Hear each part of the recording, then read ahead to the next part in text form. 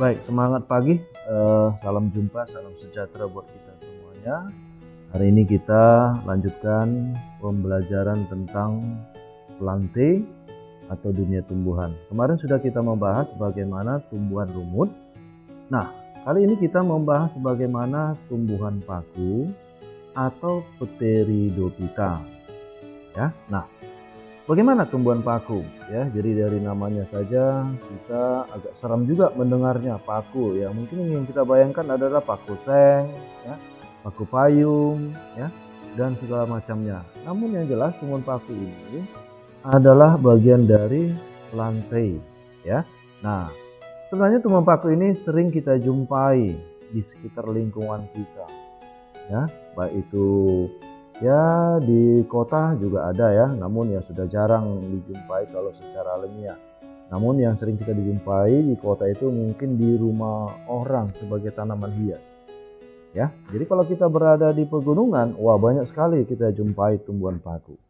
Oke, bagaimana tumbuhan paku itu? Mari kita perhatikan. Nah, sebenarnya ini sering kita jumpai, cuman kita mungkin nggak tahu tumbuhan apa itu. Nah, sekarang kita sudah tahu, oh ini rupanya tumbuhan paku itu. Ya, ada bentuknya seperti ya kawan, ada paku purba. Ya, kenapa dikatakan paku purba? Lalu ada paku ekor kuda. Ya, mungkin mirip seperti ekor kuda ya. Lalu ada paku sejati. Nah, yang sering kita jumpai adalah yang ini. Ya, ini kalau kita ke pegunungan, wah sering kita jumpai tumbuhan-tumbuhan yang memiliki daun majemuk, ya, daun yang banyak sekali, ya. Oke, jadi kita sudah tahu apa itu tumbuhan paku. Jadi jangan terkejut mendengar istilah paku, ya. Nah, beginilah keanekaragaman tumbuhan paku. Nah, kita teruskan, ya. Nah, lalu kita mau tahu dulu, ya, atau memahami bagaimana deskripsi daripada tumbuhan paku. Ya, kita mulai. Adalah tumbuhan paku berbentuk kormus. Ya, tubuhnya sudah berbentuk kormus seperti tumbuhan tingkat tinggi. Ya, tumbuhan tingkat tinggi. Bagaimana ya? Nah, kemarin kita sudah ulas bagaimana klasifikasi daripada tumbuhan paku. Ya, tumbuhan lumut masih disebut tumbuhan Cormophyta peralihan. Ya, nah tapi udah tumbuhan paku ini dia sudah Cormophyta sejati. Ya. Dan mirip seperti tumbuhan tingkat tinggi, ya. Nah, lalu tumbuh di berbagai habitat, artinya ya berada di daratan, ya. Nah, walaupun masih membutuhkan banyak air atau katakanlah daerah lembab, ya. Tapi ingat, tumbuhan paku bukan berarti ya nggak ada hidup di air, ada juga sih. Tapi umumnya sudah berada di daratan dan banyak kita jumpai di daerah hutan hujan tropis. Nah, tumbuhan paku ini kalau kita jumpai ya tingginya ya berkisar antara 2 cm sampai 5 meter. Ya, bayangkan 2 cm ya, ada yang mencapai 5 meter. Ya, apalagi kalau di zaman-zaman dulu, wah bahkan bisa mencapai puluhan meter. Tapi di saat ini sudah jarang dijumpai. Nah, atau dalam arti mereka sudah langka. Jadi kebanyakan antara 2 sampai 5 meter, ya, 2 cm ya sampai 5 meter. Oke. Nah, lalu kita kenal dulu bagaimana struktur tubuhnya. Ya, struktur tubuh dari tumbuhan paku. Akar sejati. Nah, ingat ya, akar sejati. Dimana kalau disebut dengan akar sejati itu adalah akar yang sudah ya memiliki pembuluh angkut. Ya, pembuluh angkut ya. Nah, jadi kalau kita perhatikan bahwa tumbuhan lumut kan masih tumbuhan Cormophyta peralihan, akarnya masih palsu. Nah, kalau tumbuhan paku ini sudah akar sejati atau dikenal dengan rhizome. Ya, mungkin di SMP masih ingat ada istilah rhizoma, ya. Oke, atau dikatakan dengan akar tinggal. Oke ya. Nah, kemudian batangnya sudah dilengkapi dengan pembuluh angkut. Ya, daunnya bahkan sudah ada urat daunnya. Ya, kalau lumut belum ada. Oke, jadi sudah mulai nampak perbedaan nyata antara lumut dengan tumbuhan paku. Makanya lumut lebih dulu kita bicarakan. Ya, jadi sudah paham ya bagaimana tentang struktur tubuh dari tumbuhan paku. Oke, baik. Nah, lantas jika kita sorot dari daun tumbuhan paku ternyata ada istilah daun tropofil. Daun tropofil ini adalah daun yang untuk melakukan proses fotosintesa. Jadi tujuan utamanya adalah untuk fotosintesa. Sudah? Sedangkan daun sporofil, fungsi utamanya adalah bertindak sebagai penghasil spora. Ya. Nah, bukan berarti dia tidak bisa fotosintesa, bisa. Cuman banyak dijumpai spora. Ya, sporofil, ya, penghasil spora. Nah, daun tropofil itu sama sekali tidak ada penghasil spora. Jadi khusus untuk fotosintesa aja. Jadi sudah bisa kita bedakan daun tropofil dengan daun sporofil. Ya, baik. Kita lanjutkan. Nah, bagaimana reproduksinya? Ada istilah metagenesis. Ya, saya yakin kalian masih ingat apa arti metagenesis, yaitu pergiliran keturunan dari fase gametofit ke fase sporofit, ya. Nah, atau sebaliknya dari fase sporofit ke gametofit, ya. Pokoknya mereka bergantian. Nah, kalau pada tumbuhan paku, ya, diawali dengan fase sporofit. Tapi kalau tumbuhan lumut diawali dari fase gametofit, gitu ya. Oke, baik. Nah, fase sporofitnya adalah berupa bagian tubuh dilengkapi dengan akar, ada batang dan ada daun, ya. Nah, lalu fase gametofitnya adalah berupa protalium, ya, berupa protalium. Dan di protalium ini dijumpai antheridium, itu adalah sebagai alat kelamin untuk menghasilkan sperma. Sedangkan archegonium, nah, adalah alat kelamin betina yang khusus menghasilkan ovum. Nah, jadi seperti itu ya yang terdapat pada protalium, ya. Nah, ingat fase sporofit dengan gametofit ini sudah terpisah. Kalau tumbuhan lumut kan fase gametofit dulu, lalu di ujungnya, ujung talusnya itu akan ada zigot membentuk bagian yang menjulang ke atas. Masih ingat ya, lumut ya. Tapi kalau tumbuhan paku mereka sudah terpisah loh, ya. Nah, baik. Kita lihat dulu bagaimana sekilas dari tubuh tumbuhan paku. Inilah dia. Nah, ini ya, inilah tumbuhan paku dilengkapi dengan daunnya, ya. Kemudian kalau kita perhatikan di bagian bawah permukaan daun ada seperti bintil-bintil. Ya, inilah bintil-bintil itu. Ini namanya istilahnya sorus, ya. Satu dari bintil ini namanya sorus, ya. Nah, lalu di dalam sorus itu ada kotak spora. Jadi bayangkan aja, di dalam satu helai daun ini banyak dijumpai sorus. Dan jika kita sorot lagi di dalam sorus ada kotak spora. Nah, barulah di dalam kotak spora itu dijumpai dengan spora. Oke. Nah, kemudian ada yang menggulung. Nah, ini daun yang menggulung ya. Nah, ini namanya disebut dengan circinatus, ya, daun menggulung. Oke, lalu kita lihat jika kita berbesar seperti inilah dia. Nah, ini masih muda lagi. Ya, baik. Jadi sudah memahami bagaimana bagian dari tumbuhan paku. Oke, kita teruskan. Struktur tubuh tumbuhan paku. Ya, struktur tubuh tumbuhan paku. Nah, kita perhatikan ada paku berdaun kecil, ada paku berdaun besar. Kalau paku berdaun kecil kita lihat seperti ini ya. Nah, disebut dengan mikrofil ya, berdaun kecil ya. Lalu di sini di ujungnya itu ada bentuknya kayak apa ya? Kerucut atau dikenal dengan strobilus. Di dalamnya inilah terdapat kotak sporanya ya. Lalu kita lihat ini ada rhizoid ya, rhizoid ya. Walaupun memang ada istilah rhizoid di sini, ya ini menandakan paku ini masih paku yang sederhana. Jadi bukan berarti semua tumbuhan paku adalah akar sejati. Ada juga yang sifatnya rhizoid, ya. Nah, kemudian ada rhizom. Inilah rhizom, ya. Rhizom ini berkemampuan membentuk tunas baru.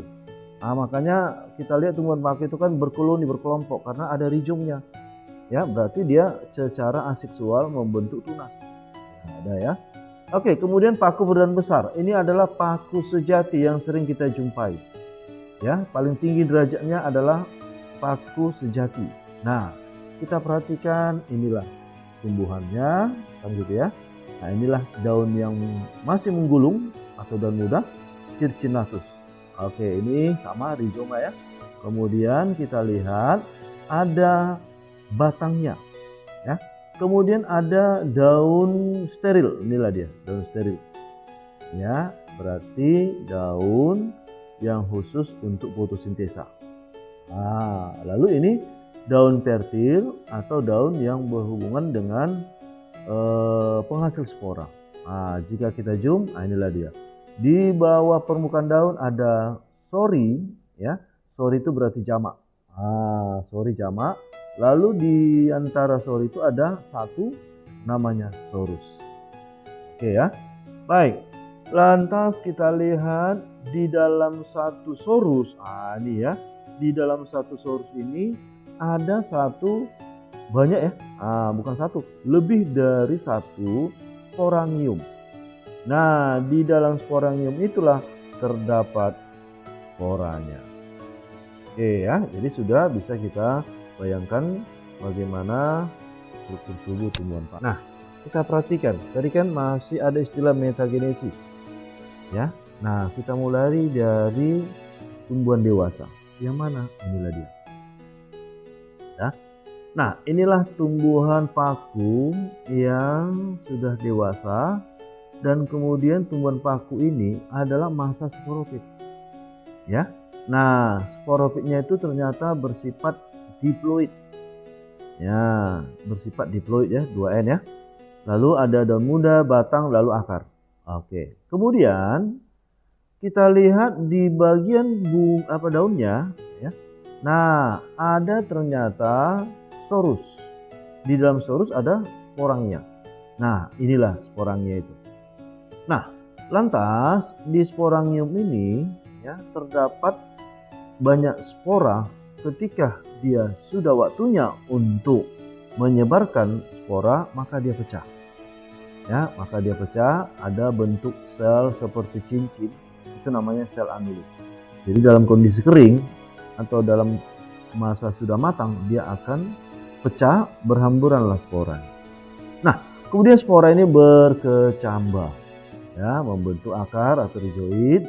Selanjutnya, nah inilah yang disebut dengan protalus muda. Ya, protalus muda tampak berwarna hijau, udah. Kemudian tampak ada akarnya. Ya. Dan kemudian pada saat sudah menjadi protalium dewasa seperti ini ya.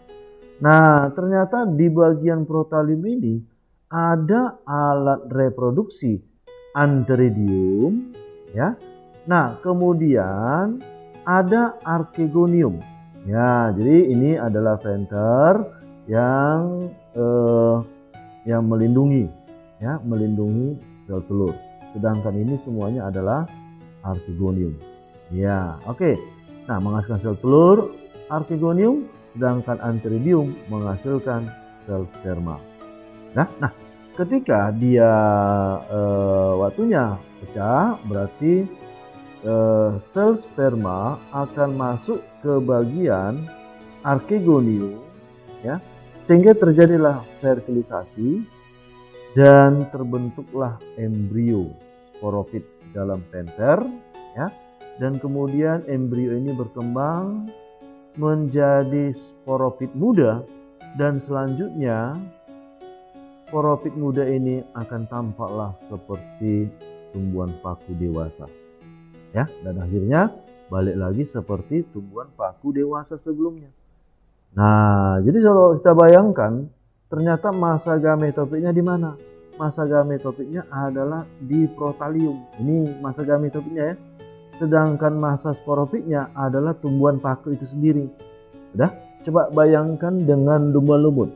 Kalau lumut, gametopiknya itu berada di bawah, lalu sporofitnya di atasnya, kan gitu ya. Kalau ini udah terpisah dia. Inilah yang Bapak bilang tadi, sporofit dengan gametofit sudah terpisah. Ya. Nah, itu menandakan dia sudah lebih kompleks. Iya, baik. Nah, itu untuk siklus hidupnya atau metagenesis. Nah, sekarang coba kita perhatikan video supaya kita bisa lebih mengetahui tentang metagenesis tumbuhan paku. Untuk menjaga kelestarian spesiesnya, tumbuhan paku melakukan pergiliran keturunan yang dinamakan metagenesis. Metagenesis berawal dari spora matang yang keluar dari sporofit. Spora didukung oleh kondisi lingkungan yang memadai akan berkecambah menjadi protalium. Protalium adalah pembentuk antheridium dan archegonium. Dengan berantaraan air, maka sperma yang dihasilkan antheridium dapat membuahi ovum yang dikeluarkan oleh archegonium. Pembuahan ini menghasilkan zigot yang berkembang menjadi tumbuhan paku dewasa. Selanjutnya, tumbuhan paku akan memproduksi dan mematangkan spora sehingga pada tahap ini tumbuhan paku disebut sporofit. Dalam sporofit terdapat kumpulan sporangium yang disebut sorus. Pada kondisi lingkungan yang cocok, misalnya kandungan air tinggi dan cuaca dingin, sorus akan pecah dan masing-masing sporangium yang ada di dalamnya mengeluarkan spora matang untuk kembali mengulang proses metagenesis seperti semula. Ya, oke. Jadi sudah lebih memahami ya bagaimana metagenesis tumbuhan paku. Baik, kita teruskan. Berdasarkan jenis spora yang dihasilkan tumbuhan paku, ternyata ada beberapa jenis tumbuhan paku. Yang pertama adalah paku homospora atau dikenal dengan isospora. Jadi kalau dibilang homo berarti kan sama ya, seragam. Ya, apa deskripsinya? Kita lihat bahwa tumbuhan paku ini memiliki satu jenis spora. Ya, satu jenis spora yang dengan catatan bentuk dan ukuran sama, makanya disebut dengan homospora. Ya, bentuk dan ukuran sama. Baik.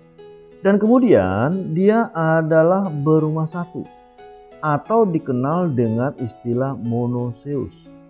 Ya, coba kita ingat kembali apa yang dimaksud dengan berumah satu, monoecious.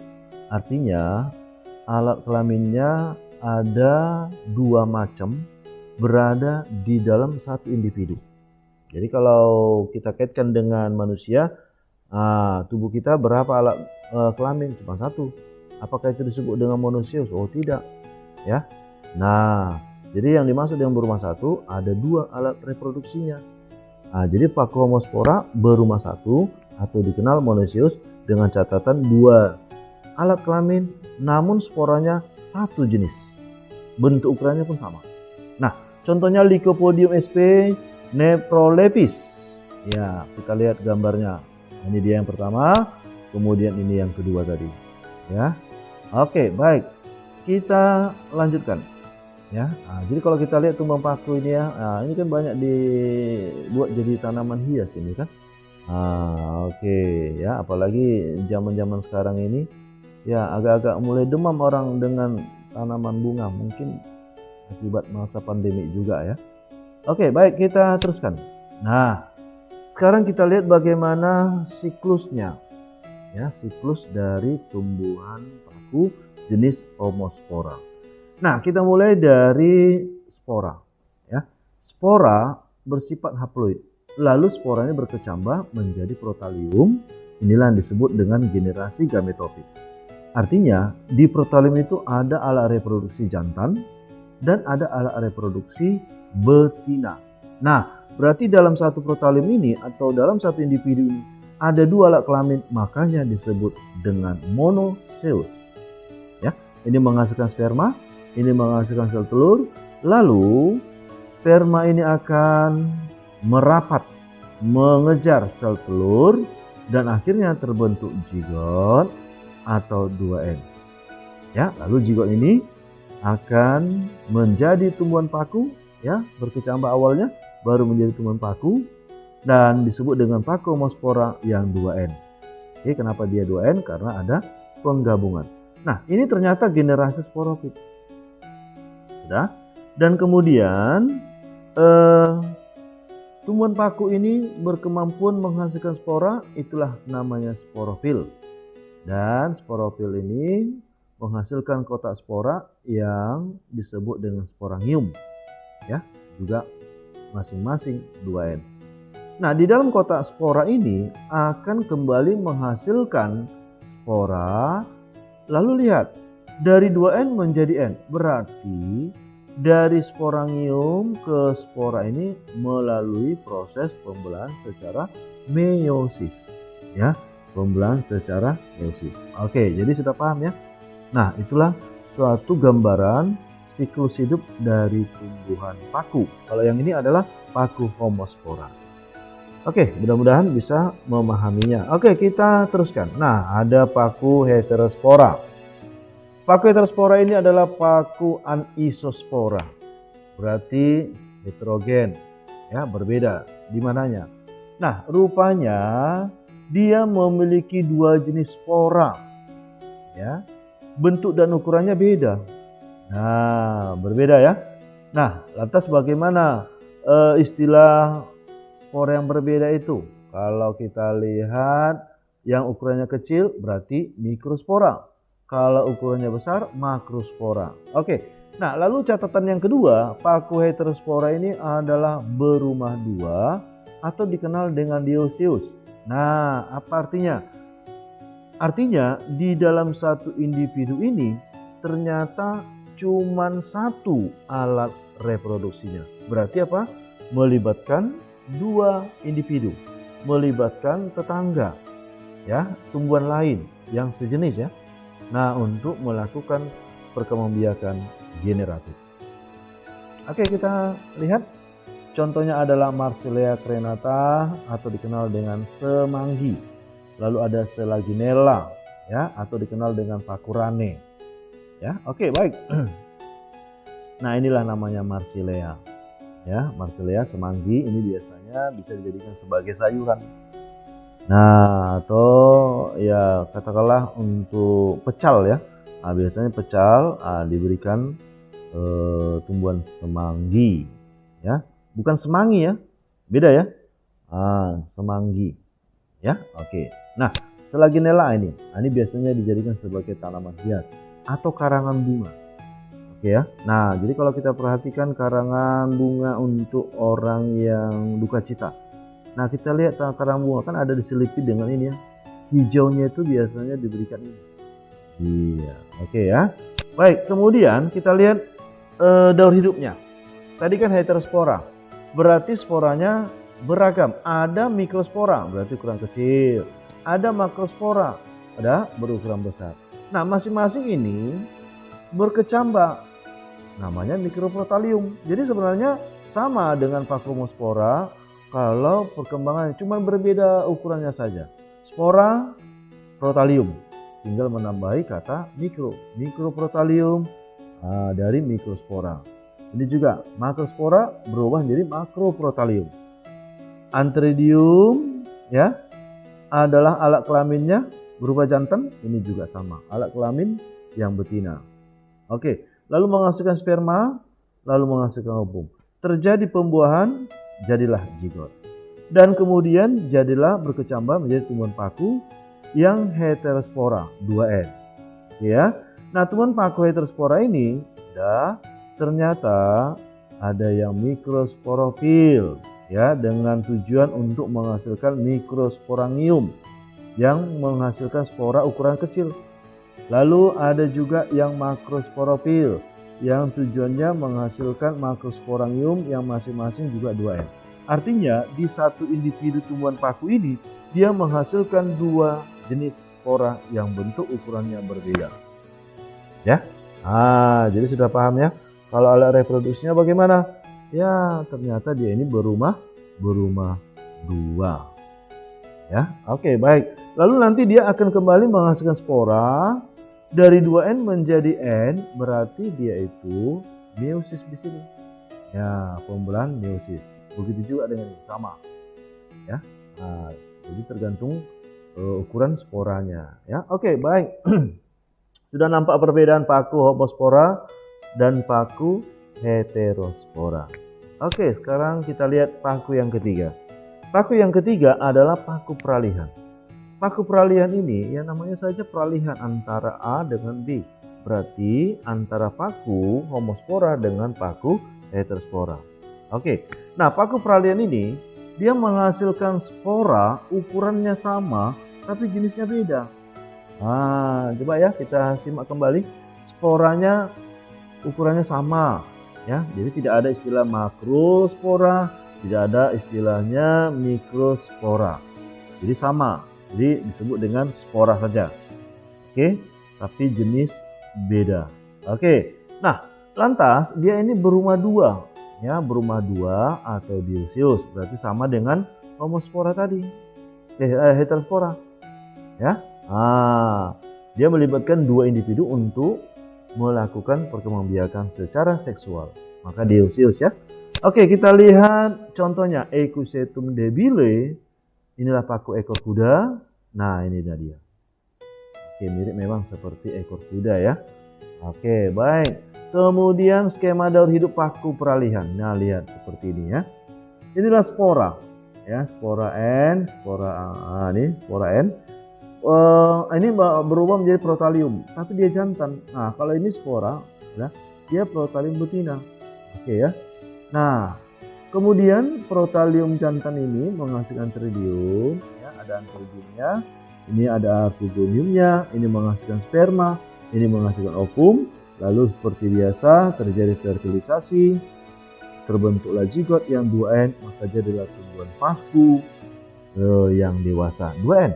Lalu bagian dari tumbuhan paku yang menghasilkan sporofil untuk menghasilkan sporangium. Nah, ternyata sporangium ini menghasilkan dua jenis spora yang berbeda. Inilah yang dibilang spora yang berbeda. Spora yang berbeda. Kenapa berbeda? Karena ada yang menjadi jantan, ada yang menjadi betina. Gitu ya. Itu makanya dibilang peralihan. Ya. Oke, jadi itulah skema daur hidup paku peralihan. Jadi sudah bisa kita pahami bagaimana tentang jenis paku berdasarkan sporanya. Oke, beda dengan ini ya. Kalau yang ini adalah klasifikasi tumbuhan paku atau Pteridophyta. Nah, bagaimanakah masing-masing kelasnya? Kita lihat. Nah, secara ringkas, Psilopsida atau paku telanjang. Oke. Nah, kenapa dikatakan paku telanjang? Nah, ternyata tumbuhan ini bahwa dia memiliki daun yang kecil, bahkan tidak ada. Ya. Nah, lantas ya kita lihat seperti ini. Ya, ada kita perhatikan tubuhnya itu seperti batang yang kayak baru terbakar. Nah, ini sering dijadikan sebagai tanaman hias. Ya, kalau kamu perhatikan ada orang punya rumah, di rumah bagian ruang tamunya ada ya tanaman hias, tapi kayak seolah-olah seperti nggak ada daunnya. Ya. Nah, itu tumbuhan paku juga itu. Oke ya, baik. Nah, kita lihat yang kedua, Lycopsida atau paku kawat. Nah, ini contohnya Lycopodium sp adalah bersifat homospora. Jadi homospora dia. Selaginella adalah heterospora. Oke, bagaimana dia? Inilah dia. Sudah. Nah, kemudian yang ini Selaginella. Oke ya. Baik. Kemudian yang ketiga ada Sphenopsida, Equisetopsida atau paku ekor kuda. Equisetum sp. Nah, inilah contohnya. Ini kan kebanyakan dibuat jadi tanaman hias. Ya, oke, baik. Jadi diambil adalah yang hijaunya ini. Ya, baik. Kemudian ada Pteropsida atau paku sejati. Ya, contohnya Adiantum corneatum. Ya. Lalu Asplenium nidus, Marcellea crenata. Nah, Adiantum corneatum inilah yang disebut dengan suplir. Ya, mungkin kalau kamu penggemar bunga, ya pasti tahu ini. Oh ya, ini rupanya tumbuhan paku. Ya. Lalu ada Asplenium nidus, ini adalah paku sarang burung. Nah, kenapa dibilang paku sarang burung? Memang mirip seperti sarang burung kan? Iya, oke. Kalau Marcellea crenata tadi semanggi. Nah, mungkin kamu masih ingat ya? Nah, tadi udah kita lihat. Sekarang coba kita perhatikan dulu untuk video tambahan mengenai tumbuhan paku.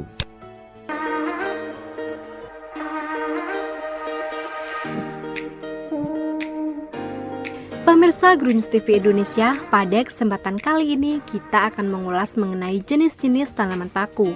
Tanaman paku juga merupakan tanaman hias yang digemari banyak orang, sehingga untuk budidayanya sendiri juga sangat menjanjikan untuk dijalani. Lantas apa saja ya jenis-jenis tanaman paku?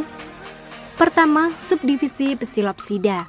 Tanaman paku subdivisi Psilopsida merupakan salah satu tanaman paku yang sederhana, karena susunan atau struktur tanamannya dapat dikatakan cukup sederhana.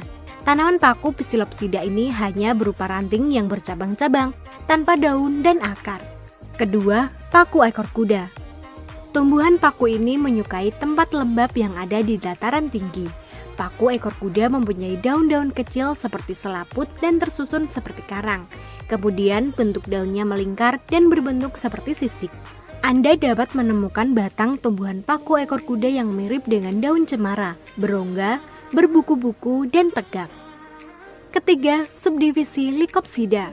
Subdivisi Lycopsida adalah tumbuhan paku heterospora yang menghasilkan dua jenis spora, yaitu mikrospora dan makrospora. Tumbuhan ini biasanya disebut juga paku kawat atau paku rambut karena memiliki daun yang sangat kecil. Keempat, subdivisi Sphenopsida. Subdivisi Sphenopsida adalah tumbuhan paku yang hidup di daerah tropis. Sering disebut paku ekor karena memiliki ekor panjang. Contoh dari subdivisi Sphenopsida adalah Equisetum palustre. Kelima, subdivisi Pteropsida. Subdivisi Pteropsida adalah tumbuhan paku sejati yang disebut tumbuhan pakis. Tumbuhan ini dapat hidup di daerah tropis dan subtropis. Berdaun lumayan lebar dibandingkan dengan tumbuhan paku yang lain. Itulah informasi mengenai tanaman paku. Menarik bukan? Apakah Anda ingin merawat tanaman paku di rumah? Simak informasi menarik lainnya hanya di Agronews TV Indonesia.